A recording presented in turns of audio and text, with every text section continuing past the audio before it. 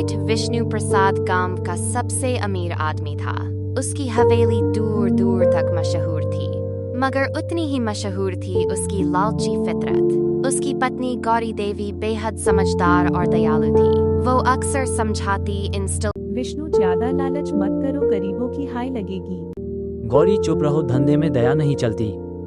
हरिया की चाल हरिया गांव का सबसे धूर्त आदमी था।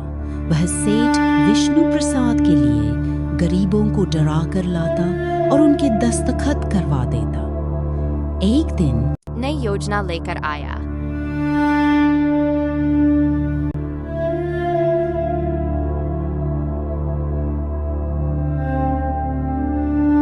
सेठ जी, एक लड़की है गरीब घर की, उसे आपके हवाले कर दूंगा। फिर वो आपकी रखेल कहलाएगी। गांव में उसकी इज्जत मिट्टी में मिल जाएगी और आप उसे हमेशा के लिए अपने काबू में कर लेंगे। तू तो बड़ा काम का आदमी है, हरिया कर दे इंतजाम। गौरी देवी को यह बात पता चली। वो आग बुला होकर सेठ के पास पहुंची।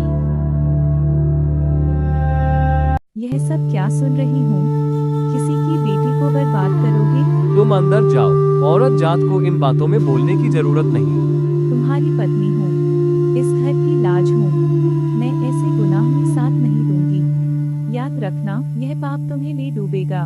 गौरी देवी ने उस लड़की को अपने घर की इज्जत बनाई, उसके हाथ पीले किए, उसे बहू जैसा दर्जा दिया। सेठ का सारा प्लान फेल हो गया। गांव में बातें फैल गई। देखो, सेठ की चाल उल्टी पड़ गई। उसकी बीवी तो देवी निकली। हरिया का अपमान। हरिया को यह सब नाक गुजरा। वो फिर सेठ के घर आया।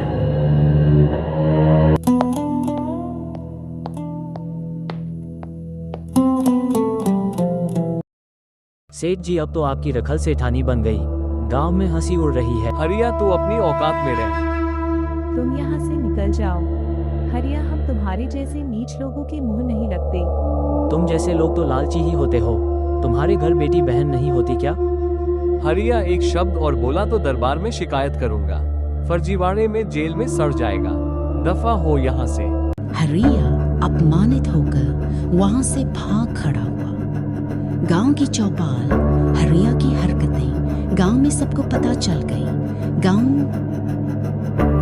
गांव के बुद्धिमान मदन ने सबको समझाया। जिस लड़की को सेठ के पास बर्बाद करने भेजा गया था, वह अब उसकी सेठानी है। औरत को कमजोर समझकर गलती की। अब तो वो सेठ से भी चालाक और मजबूत है।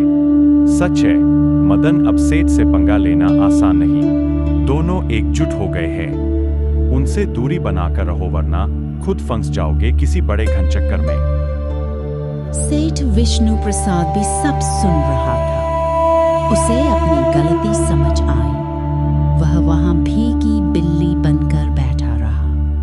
रात को घर लौटकर उसने गौरी देवी से कहा, देखो, लालच का अंत हुआ। सेठ ने सुधर कर मिसाल कायम की।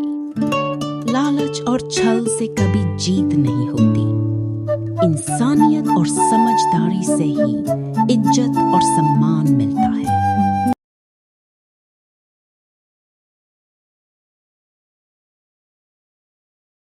अनोखी दुनिया का बटन एक जादुई दरवाजा है।